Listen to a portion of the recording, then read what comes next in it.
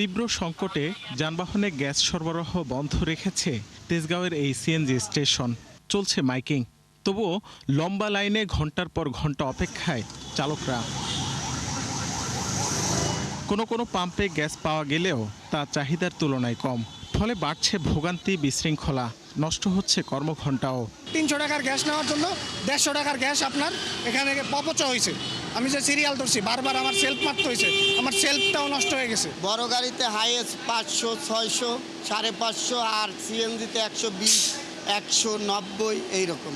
অফিসাররা সবাই ঘরে খাটের উপর থেকে গাড়িতে পা দিবে আর গাড়ি থেকে ঘরের খাটের উপরে পা দিবে, অথচ আমি যে রাস্তায় এসে কুত্তার মতো সারা রাত দাঁড়িয়ে আমি যে গ্যাস পাচ্ছি না, এটা তারা বুঝবে না। এদিকে গ্যাসের অভাবে উৎপাদন ব্যাহত হচ্ছে শিল্প কারখানায়। গেল 3 দিন ধরে সক্ষমতার অর্ধেকও কাজে লাগানো যাচ্ছে না বলে জানান বিটিএম-এর এই নেতা।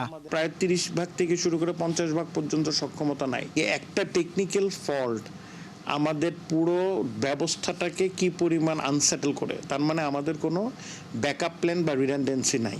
কয়েকদিন আগে অগ্নিকাণ্ডে অকেজো হয়ে পড়ে এক্সিলারেট এনার্জির ভাসমান টার্মিনাল।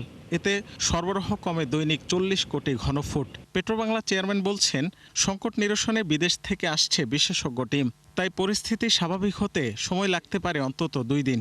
আমরা জানি যে আমাদের বাসায় একটা ইভেন্ট ধরেন যে এসি ঠিক নষ্ট হয়ে গেলেও অনেক সময় বেশ সময় লেগে যায়। আর এটা এফএসআর একটা বড়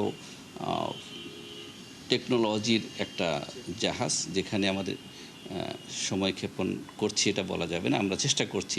ব্যাকআপ যেহেতু নাই, এটা স্বাভাবিকভাবেই একটা ঝুঁকি থেকে থাকে। যদি কোনো অঘটন কোথাও ঘটে, তাহলে কিন্তু ডিমান্ড সাইড সম্পূর্ণভাবে এফেক্টেড হবে। তো আসলে বাই দিস টাইম কিছু অ্যাক্সেস ক্যাপাসিটি থাকার উচিত ছিল। এক্সিলারেটের সরবরাহ বন্ধ থাকায় অলস বসে আছে এলএনজিবাহী জাহাজ।